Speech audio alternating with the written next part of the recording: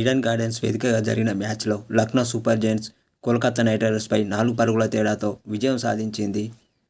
అదే ఈ మ్యాచ్లో ముందుగా బ్యాటింగ్ చేసిన లక్నో సూపర్ జెయింట్స్ నిర్ణీత 20 ఓవర్లలో 3 వికెట్ల నష్టానికి 238 పరుగులు చేసింది. అనంతరం కేకేఆర్ జట్టు నిర్ణీత 20 ఓవర్లలో 7 వికెట్ల నష్టానికి 234 పరుగులు చేసి ఓటమి పాలైంది.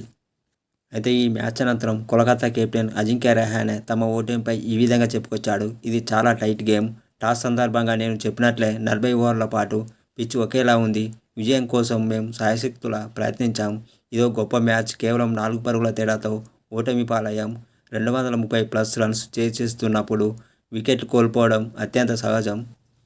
సునీల్ నారాయణ్, వరుణ్ చక్రవర్తి కట్టడిగా బౌలింగ్ చేయకపోవడమే మా విజయ అవకాశాలను దెబ్బతీసింది. ఇది బ్యాటింగ్కు అనుకూలించే వికెట్. అయితే మేము ప్రత్యర్థి బ్యాటర్లను కట్టడి చేశాం. ముఖ్యంగా మిడిల్ ఓవర్లలో పరుగులను నియంత్రించాం. సునీల్ నారాయణ్ బంతితో కాస్త ఇబ్బంది పడ్డాడు. సాధారణంగా సునీల్ నారాయణ్, వరుణ్ చక్రవర్తి మిడిల్ ఓవర్లలో ఆధిపత్యం చెలాయిస్తారు. కానీ బౌలర్లకు ఇది కఠినమైన పిచ్ అని అజింక్య రహానె మ్యాచ్ అనంతరం చెప్పుకొచ్చాడు.